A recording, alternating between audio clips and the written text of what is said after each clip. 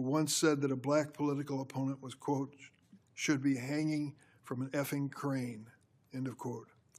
The President and Attorney General attempted to bypass the Senate. Connections to Attorney General Bondi seemed to yield more favorable outcomes for defendants. At least 2 long-running federal prosecutions were abruptly dropped after the defendants hired your brother. Chicago is not the enemy. Our fellow Americans are not the enemy.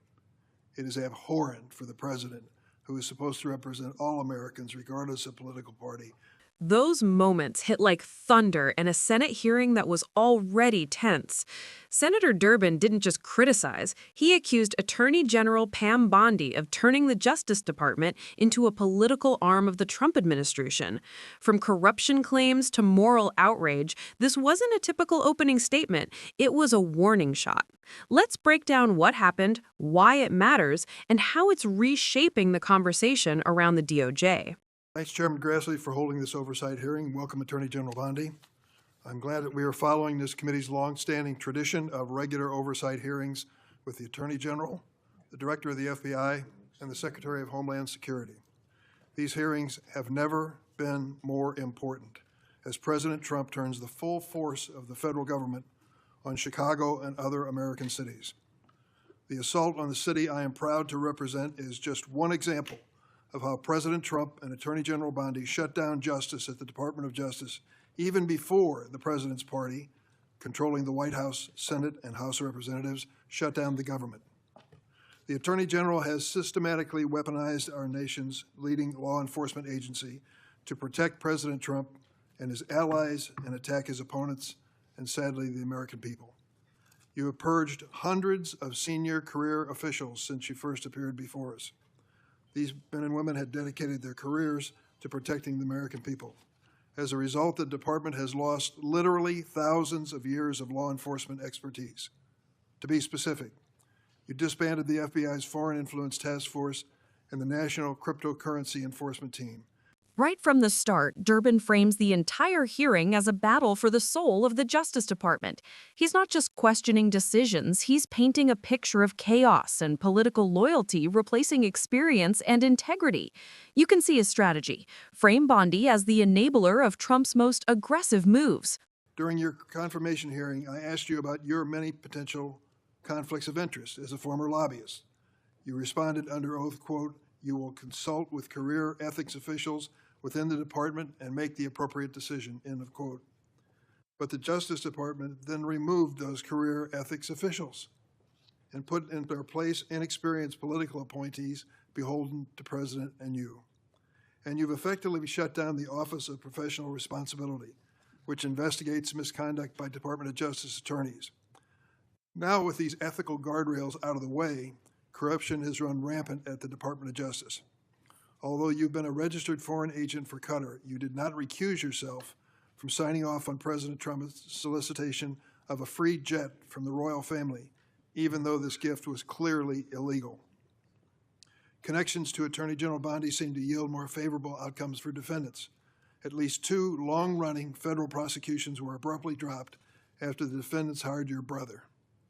It's no surprise that Ed Morton, the failed U.S. attorney nominee you appointed as senior official, said, quote, "No MAGA left behind." This is where things get personal. By citing her past lobbying work and foreign ties, Durbin's implying corruption at the very top, that ethics were replaced by loyalty. Whether or not the claims hold up legally, the optics alone are devastating in a hearing like this. U.S. Attorney for the Eastern District of Virginia, Eric Siebert, a Republican appointed by President Trump, was forced to resign because he didn't believe there was sufficient evidence to indict New York Attorney General Letitia Adams or former FBI Director James Comey. In his place, President Trump installed his former personal attorney, someone with no prosecutorial experience, to indict Director Comey, which she did. She joins a network of unqualified MAGA loyalists masquerading as federal prosecutors, like Alina Habba, who said she would use her position to, quote, "turn New Jersey red," close quote, and Sigal Chattah, who once said that a black political opponent was, quote, "should be hanging from an effing crane," end of quote. The President and Attorney General attempted to bypass the Senate to install these unqualified extremists. Where do you find these people? Courts have ruled that both Ms. Habba and Ms. Chadha are serving in their roles illegally, jeopardizing countless prosecutions by your office. Why? At this point, Durbin stops pulling punches. He's not debating policy anymore. He's questioning the moral compass of the people running the DOJ. The "where do you find these people" line felt spontaneous and raw. That's the kind of authenticity that goes viral because it's not rehearsed. It's outrage in real time. He has illegally deployed troops to Chicago and other American citizens and has threatened to send more. The Justice Department defends this dubious legal basis for these deployments and diverts DOJ personnel and their components to assist in these efforts. These deployments basically target Democratic-run cities and Democratic leaders, ignoring many Republican-led areas of our country with even higher crime rates, and making clear that this is for political theater, not public safety. One particular chaotic raid in Chicago Tuesday last week, aided by the FBI and ATF, which you supervise. In the middle of the night, federal agents pulled women and children out of their beds, crashed down the doors to their homes, destroyed their apartments, zip-tied children and others, and detained immigrants and U.S. citizens alike for hours in vans. When one witness complained about the treatment of the small children, This part turned the room cold. Durbin connects the political with the human, reminding everyone that behind policies and task forces are real people being affected. When senators invoke stories like this, it's meant to shift the debate from abstract politics to moral accountability. Chicago is not the enemy. Our fellow Americans are not the enemy. It is abhorrent for the president, who is supposed to represent all Americans regardless of political party, to describe anyone who disagrees with him in this manner. To my Republican colleagues who claim the previous administration weaponized the Department of Justice, President Biden retained President Trump's FBI Director Christopher Wray, who President Trump then fired. President Biden never directed the Attorney General to prosecute his political opponents. President Biden never fired his own political appointees for refusing to prosecute his targets. What has taken place since January 20th, 2025. That's a striking comparison. Durbin's message, this isn't just a bad chapter, it's a historic stain. Whether you agree with his politics or not, the gravity in his voice shows he believes democracy itself is on trial. Would make even President Nixon recoil. This is your legacy, Attorney General Bondi. In 8 short months, you have fundamentally transformed the Justice Department and left an enormous stain in American history. It will take decades to recover.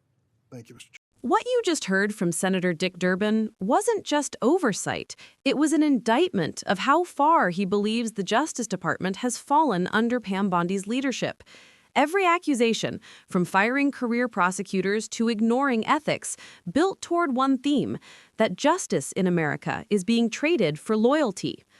This hearing raises tough questions, not just for Bondi, but for how America defines justice in a polarized era. If the DOJ becomes political, who protects the law itself? For Bondi, this was her first major hearing since taking office, and she faced one of the most aggressive openings we've seen in years. Whether this was a political performance or a genuine call for accountability, that's up for you to decide. What do you think?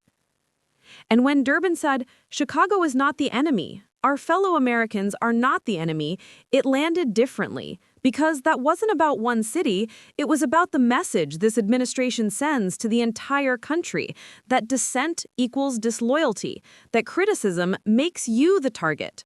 That's not how democracy survives. But here's what's fascinating. Pam Bondi didn't interrupt.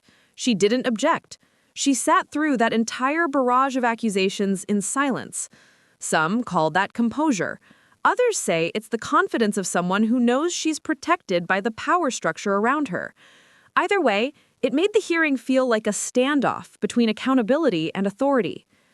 Whether you agree with Durbin or not, this moment will be remembered. It's rare to hear a senator accuse an attorney general of actively dismantling justice on live television. That's historic. And it's also dangerous territory politically, because if Durbin's claims are true, it means the Justice Department isn't just broken, it's being used. But if they're false, then Durbin just staged one of the most explosive political performances of the year. This hearing also says something deeper about where America is right now. Every side accuses the other of weaponizing justice. Every party says they're the victim of the system.